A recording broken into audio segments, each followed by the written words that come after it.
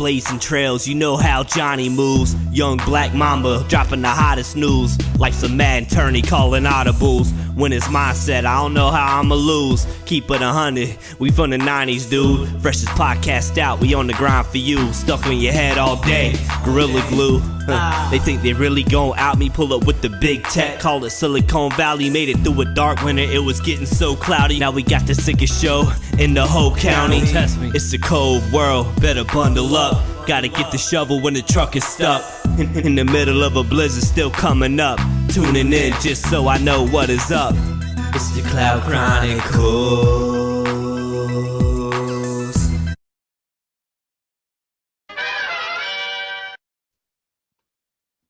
What up, world? We are back. We are back. No snowstorms now. No interruptions. I got the man back. He's back off his Grammy tour. You know, he was that's not. Where that's just where I go on the road and bang grandmothers. Hey! I was gonna make him Google it. Yeah. But you know, you told him about it, man. But thank you so much, man. He's sitting back with me. He's joining me again. He was nice enough to come back. We had some technical difficulties. I got award-winning comedian. He's a writer. You know him. You've seen part one. You've seen him on the big screen. You've seen him on Zoom and with the homies. He's done dad jokes. He is the captain of the Holland's Worthless program. I was watching an episode of that earlier. Pretty funny. We're going to talk about that too. This is Big Irish J in the building for part two. Bam, bam, bam, bam. Air horn. Oh, shoulders. He gave me the shoulder work. I missed it. Oh, I missed it. That's hilarious. Hey, man, thank you so much, bro, for coming back with me again. This is awesome. I really appreciate you, man. Yes, sir. We were talking about what was it? Oh, my whole martial arts background. Yes. That got cut off, so I apologize to everybody. But yeah, he's got a very interesting martial arts background. I've heard a little bit about it myself. I want him to share it here on the Cloud Chronicles, man. Go ahead, dive into it. All right. So starting out, first thing I ever did, I was probably 10, 11, maybe 10 to 12, somewhere around there. Started out boxing, Multnomah Athletic Club. So boxing was like the first thing I ever did. My dog just walked in here, but he's hopefully pretty chill. Oh, you're good. He made an appearance on part one, I believe. Yeah, But so I started out with boxing. Then I did a style called Afoxadet, which Professor Ali Muhammad, rest in peace, it was kind of a mixture of all these different martial arts he had studied. Then I studied a style called Woon Hop Kyun Do under Al Dacascos, whose son is Mark Dacascos from the TV show The Crow, and he was also the host of Iron Chef.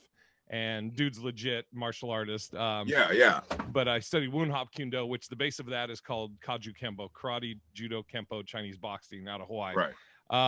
So that was all those were in Oregon. And then I had moved to Seattle around, I think it was 94. Jesus, I'm old. 94. And I was working at Verizon, and there was a guy I worked with, and he was like, "Oh, you got to meet my roommate's uncle was one of Bruce Lee's students." And in martial arts, like everybody tries to have some connection. Well, it used to be everybody had some connection to Bruce Lee. Now maybe it's like Gracie Jiu-Jitsu or Brazilian Jiu-Jitsu. Yeah, like it kind of branched out from this. This was right. The and everybody would like, they want to all have like a, like, I don't know if they feel like their own variation, so to speak.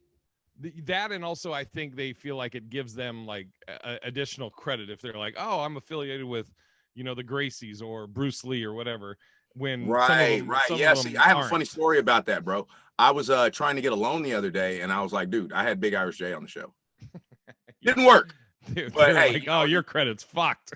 Bro, I mean, hey, sometimes you gotta pull across half court and pull up like Curry, man, and go for the three, man. But so I was working at Verizon. This guy who was like, yeah, one of my roommates uncle was one of Bruce Lee's students, and I was kind of like, fucking yeah, sure. Right. And this went on, and plus I was at a point where I was like, I'm not really interested in tournament fighting or point fighting because I think it's kind of horse shit. So I was like, I think I'm good. I think I can handle myself in a street fight against just a normal thug, Right. But he kept pressing me. So finally, after about a year, I was like, all right, let's go I'll just go see whatever. And I walk in, and there's a black and white picture of Cedro DeMille, James DeMille. Cedro's the title, but Cedro de Mile with Bruce Lee, and it's like 61, 62, and they're doing what's called Chisao or sticky hands. And I was like, oh shit, all right, maybe this dude's legit. Then I went in and did the intro with him where he tells you about the system, what they do, what they don't do, why. And I was like, oh, it was like a 180 of everything I had thought of fighting. And so I was like, I'm in. And then I did that for 12 years.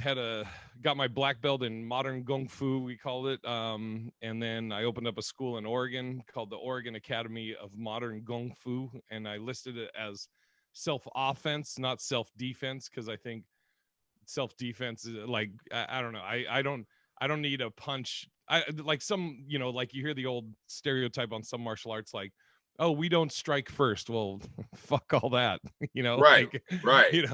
What if the guy just needs one punch to knock me out, and I don't catch it, I can't defend it, so I can't strike back.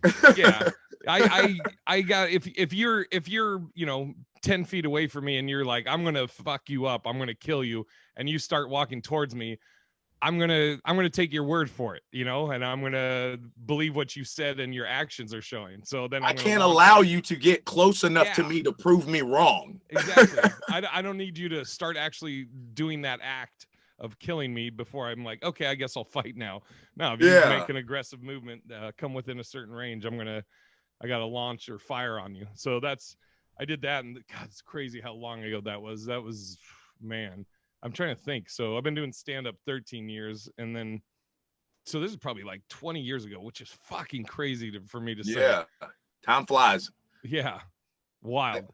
Yeah, man, that's dope, man. I had to have you go back into that, man, because I thought that was very interesting, and not a lot of people can say that they worked with any of his students, let alone. Yeah. And then Jesse Glover. I did a few things with Jesse Glover, nothing major. Like I wouldn't say he was like one of my main instructors, but did some seminars with Jesse. So Jesse Glover, if you ever see a Bruce Lee movie and there's like a black guy in it that's like Bruce Lee's friend, right? That always is like representative of Jesse Glover. Like in the movie Dragon, the Bruce Lee story, they had it was in San Francisco. Yeah, I remember that. But the true story is that was in Seattle, and it was Jesse Glover was Bruce's and Jesse was also, rest in peace, Jesse was a real quiet, humble dude that was just a bad man. Yeah, like I think, I don't know where you said that on, but when you said that the first time, that was the first time that I heard that wasn't in California, and that was like, so I think a lot of people think he's buried in Cali or something. No, Seattle, and I know. Yeah. So Bruce was born in San Francisco. His parents were, I think it was the Chinese opera. They were like actors and stuff, and I think they were on tour in America. And he was born in San Francisco. Then he went back to China, and then he was getting in fights and trouble, and so they shipped him to Seattle, where he went to high school in Seattle, and then he went to UW, and that's also where he met Linda Lee Caldwell, or Linda Caldwell at the time, his who he ended up marrying and have a kid with, Shannon Lee and Brandon Lee. But yeah, that's all. That was, and Bruce and Brandon are buried side by side in Seattle up on Capitol Hill. Right. Yeah, I found out. I was like, man, you can't trust Hollywood, can you? Yeah, no shit. Yeah. A lot of people don't know Bruce Lee was black. I'm just kidding. Hey, bro, they're gonna wait till you see the remake. Yeah, exactly. He's gonna be Irish. Yeah, there you go. He's gonna be Irish. Fucking 6'8", dude. I swear to God, if I see you playing Bruce Lee, man, they're gonna like, look, I want a whole new take on this. I want a whole new take. He's gonna be a female. You never know. Yeah, exactly. They'll make because they want the biggest spin that they can take on. Nobody's done this yet. Yeah. You know what I mean? So okay, man. So I know you've been we both on social media, and so we couldn't have missed the Gorilla Glue girl. Oh God, dude. Now I don't know if you know, but there's two. Yes. Well, the other one's a gay dude, right? Yeah, I didn't know. Okay, I didn't. Oh, wait. I didn't mean maybe literal girl. No. Hold on. Let me rewind here. We at the Cloud Chronicles do not condone any hate. We support everybody. We love everybody. Peace and goodbye. So yeah, I might be misgendering this person's pronoun. Okay, well, let me clarify what I was saying. I meant Gorilla Glue Girl Part 2. Yeah, there you go. Yes. Gorilla Girl 2. Yes. But somebody else, yeah. Okay, so anyway, so now we got that cleared up. What the hell do you think, man? So hang on one second. I got to yell at the dog real quick because he's okay. Go ahead. Bringing his bell to go out, and I don't want to do. You yell at the dog. I'm gonna give a shout out to the sponsor. Big shout out to Extended Play TV. You see the math, making big moves. Extended Play. Shout out to Extended Play. Shout out to Fatal Poem. Shout out to Freeway Lamar. Shout out to Freeway Ricky. Sorry. Let's go, buddy. Fuck. We are back from commercial. Yeah. Good boy. Here he comes. There you go. Good doggy. Come on, buddy. Just for those people at home, Jay has the coolest dog. One of the coolest dogs I've seen. I've seen maybe like one or two other ones, but do you want to bring his adorable self onto the camera? Cameo time. Getting fat. Come here, buddy. Oh, Jesus. You're cutting the cords. He's like, no, this was not scheduled. Yeah. All right. Let me bring him up. You have to go through my manager for this. He's like, what the fuck is this cord? Oh, No, I will not tolerate this. I did not have time to prep. There we go. Treats have not been brought. And you want me on camera? Are you kidding me? Look at him. He's like, he wants some mic. There you go. That's Don Wrinkles. What's up, Wrinkles? Don Wrinkles, man. He looked like he was trying to say something right there. Yeah. To the You want to spit some lyrics? Hey, man, drop a couple bars real quick. Gorilla Glue Girl 1 and 2. So Yeah, I mean, we can talk about the first one and then the second one because they're both. So I mean, dude, what's crazy is the first one, the original. So she has an agent now. She wants to make it big in out of Hollywood. here. Oh yeah, dude, she has Get representation. the fuck out of here. 100%. Dude, last time I checked, I think she had like 300,000 followers on Instagram. She's verified on Instagram. Yeah, dude, it's just fucking. It's like the jackass thing, you know. You fucking, you fuck up. So basically, because I know, dude, I remember this about her. I know that GoFundMe, she got millions. Yeah. Now millions. I heard that. I haven't verified this. If this is true, then credit to her. But so originally she was asking for that so she could get her shit fixed. But somebody, right. Somebody volunteered, flew her out, and then like got it, got the Gorilla Glue shit out. And so yeah, and I heard she's going to donate that money. I haven't verified that yet. Yeah. Now, see, let me go ahead and clarify that too. Like you said, I felt sorry for her at that one. I felt sorry for her, but this second one, dipshit. Oh, we're about to dive on the second one because that was all clout. Yeah, 100%. And that was a clout move. They that person, I don't want to misgender the fucking pronouns. Yeah, the person. Yeah. I'm just gonna say fucking. I'm just gonna start people that like if it's I don't know their pronoun. I'm just gonna say that pronoun. Right. So that pronoun, whatever the fuck it is. They. Yeah. He went to the pronoun went to the hospital and they were like, nah, we're cool. Here's some instructions. Go handle that shit yourself. Yeah. They fucking turned the person away. Yep. 100%. I don't know if they went to a different hospital or what, but when they went to the first hospital, they were like, okay, here's some instructions. Go ahead. Good luck.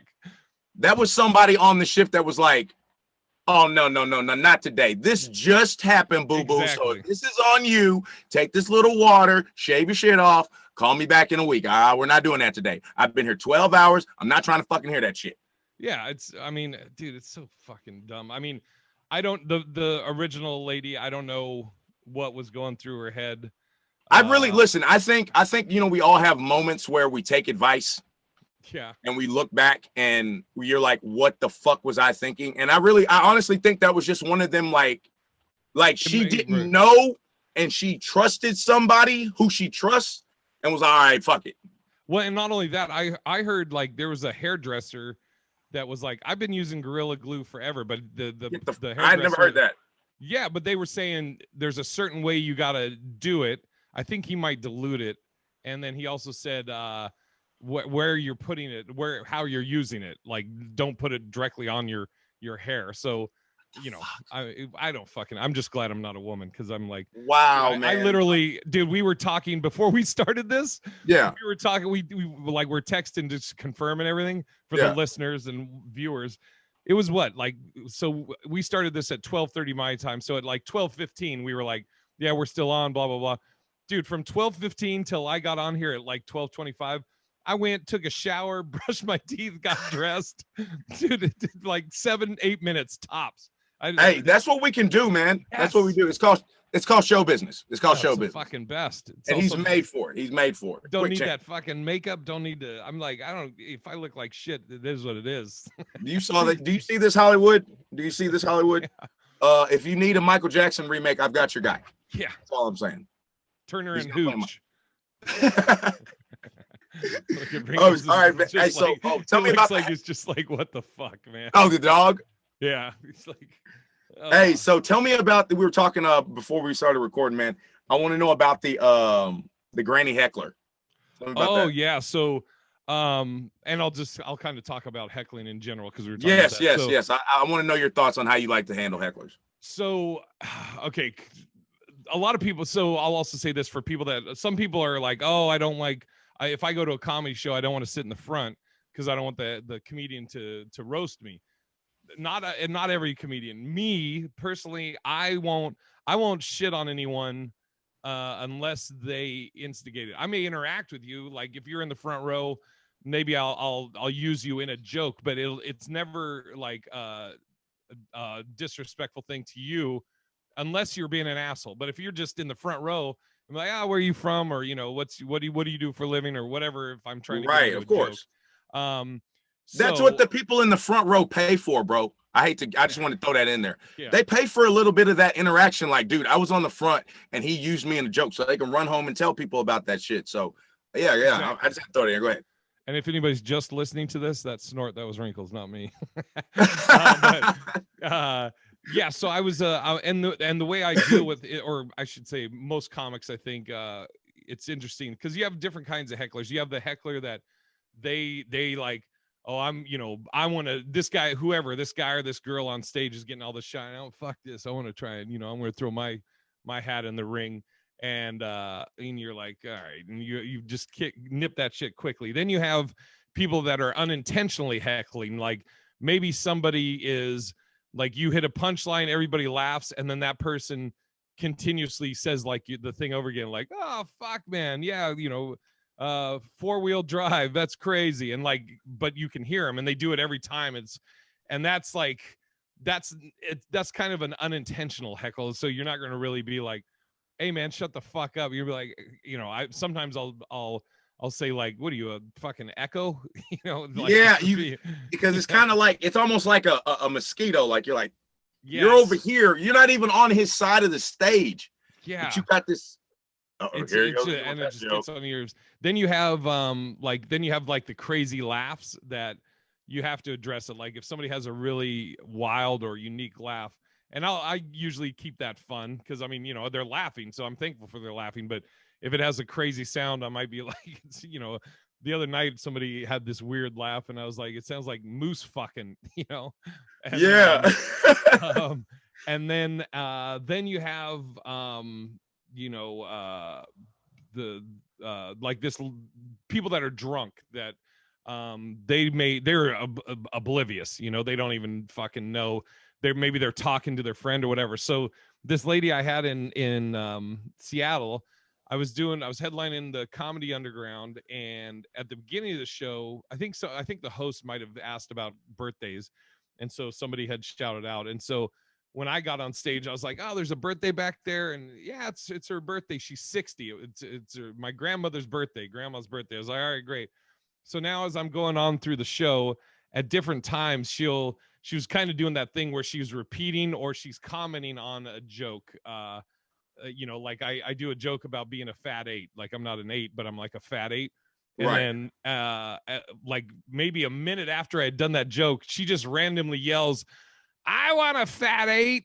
I was like, and her voice was like so like gravelly and shit. And I think I said, she sounds like she gargles cigarettes, Oh, gargles cigarettes, yeah. But the thing that was great is like she was having a good time, and she unintentionally was being obnoxious. I think because she was drunk and just having fun, but she was loving the show. So, like at one point, well, I think she's saying that she wanted a fat 8 too or something. I said something like, I hope you have had your hips replaced because I'll fuck the shit out of you or something. That's I don't know. Funny, yeah. I actually put it up today as a throwback Thursday video, so it's up on my page. But yeah, like with hecklers, it's always, I mean, the thing that with hecklers too is like, or roasting, somebody roasts you in the comments on YouTube or whatever. Right. There's literally nothing anyone can say that I haven't heard or dealt with other comics, you know, or growing up. And like I've always said with like my YouTube, because you get a lot of people that talk shit on YouTube. You can comment and shit on me all you want on my YouTube as long as you have a profile set up, because then I'm like, okay, cool, we can go back and forth and I'll have fun with it. But if you just have like an egg or some fucking generic thing and you have no videos, you know, all you, bro, all you like do, then I just block them user and delete 6, their 7, comment. 8, 9, 10 or Yeah. whatever. I'll just block them and delete their comment, and so that's that. Yeah, man. I do the same thing, man. I don't have like the level of, I guess, hate that you have because you've been out there more and you're a comic and everything. Yeah, but I mean, I've gotten people that are just like they're literally the one negative comment throughout the whole thread. Everybody else is, oh man, that video was hilarious, or like a TikTok video that made my day, bro. You know, something like that. And then you got that one dude that was like, well, I mean, you know, it was okay, I guess. Yeah. I mean, the other guy was funnier. People just want to fucking, you know, stand out by any means necessary. So it could have a video of like, oh, this child beat cancer. And one person will be like, oh, fucking, it'll probably come back or whatever. Or they'll say whatever. You're like, Jesus, man, it's just a fucking kid. What the fuck? Yeah. Man? Bro, did you see the kid with Cam Newton before I let you get out of here? Oh, yeah. Fucking what a cock. Man. First of all, the coach should have slapped the shit out that kid. I'm not afraid to say it. Coach should have slapped the shit out of the kid. If that was me and you when we played ball or any type of athletics, dude, I was scared of the coaches. Yeah. Scared. And I was taller than some of my coaches by like 8th, 9th grade. Yeah. And they would be looking up at me, yelling, and I'm, you know, I mean, it's the way I was raised and everything too, but I got respect for my coaches. And I look back now and I'm like, the coaches would have never kicked my ass, but you couldn't have told me that in 8th grade, in 9th grade. Right. You think and then this kid had the balls to fucking just cash shit to Cam Newton. Like, yeah, dude, I'm like, and wasn't it Cam Newton's camp? It was at his own fucking camp. I'd been like, all right, cool. Yeah. I would have just said to him, I was like, yeah, if you think all this shit about me, why are you here at my camp? Why don't you fucking kick rocks? I salute to Cam Newton for handling it the way he did, because I'm gonna tell you something, man. I'm not gonna let no kid disrespect me, bro. He'd got kicked out. He'd got kicked the fuck out of my camp. No refund. Dad? I think Cam was saying that too. Yeah. No refund, bro. Call me what you want. Yeah. You're not going. I'm here too at my camp. Like your people paid money to come to my camp. I love Cam Newton. I'm a Patriots fan, and Cam didn't have necessarily the best year, but hey man, I fucking love Cam. Like he's just a class act. He's fucking just class. And like, you know, he, like I said, he didn't have the best year as a Pats player, but he owned all his shit. Like he would say, I'm not doing good. I need to step my shit. I got a lot of respect for Cam. I liked him, man. I mean, I'm not like a humongous Cam fan, but like I said, I got a lot of respect for him. I love how he did that. I think he did decent for what New England had. New England didn't have any weapons. That's why Tom wasn't tripping about going back there, bro. Yeah. He was like, I'll go there. They have everything but me. Fucking yeah. And look what happened, you know? So yeah, man. I mean, but that shit was just so disrespectful. And then when the coach came up, I felt like the coach didn't even handle it right. Yeah. Like the coach was like, no, dude, the coach should have ran over and been like, what the fuck is your problem? Dude, because you know the AD or the athletic director is going to message him. Yeah. That whole program looks bad. The coach looks like a punk. You know what I mean? Dude, I heard I guess the kid apologized. And but that was after the backlash. Yeah, exactly. I mean, backlash. You said it earlier. It's a respect thing. I mean, like just the balls. I can't believe how you're at this man's camp and like all the shit this guy's accomplished, and I don't know. I think it's like that. I don't know if it's clout chasing or like, you know, like society. He got what he wanted, bro. Like I heard somebody say this. He got what he wanted. He wanted his 2 seconds of fame, and he got it by being disrespectful instead of just getting on the field. Like he could have just showed. Like Cam was asking him a legit question, like, "Okay, bro, what do you do? Like, what is your position? What is your skill set? Like, are you a pocket QB or are you a dual threat? You gonna see. Yeah, you gonna see. Dude, You gonna see. yeah, Actually, I'm not, because I'm not gonna be playing against your ass because I got an NFL MVP. You dumbass. You know what I mean? Like, and you're gone. So I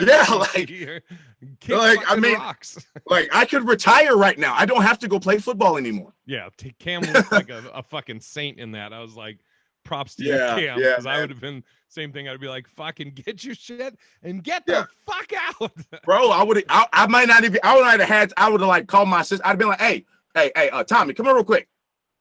Yeah. And I'd have whispered it to him, and he'd have told him, hey man, you gotta go. And that would have been it. 100%. Yeah, man. Well, hey, bro, look, I'm gonna let you get up out of here. This was Big Irish J Part 2. Thank you so much, bro, for coming back. You got anything you want to say before we get out of here? Just follow me, Big Irish J, on everything. Hollings Worthless. Oh, follow the Hollings Worthless podcast too. Yeah, it comes out Wednesday, and then Love in Black and White podcast with my buddy Manny comes out every Tuesday. All right, so y'all go follow Big Irish J on all social media handles. Thanks again, man, for being here today. Hey, you see his dog? Everybody say bye to the puppy. Wrinkles. Don Wrinkles. He's the best. He's like, can I go shit now? Don Wrinkles. Hey, man. Hey, I'm Johnny Blaze. This is the Cloud Chronicles, man. We are doing big things. This is Big Irish J. This is Don Wrinkles. I'm Johnny Blaze. Everybody, peace, love. Take care of each other. Drink some water. We out of here. Boom. Quick.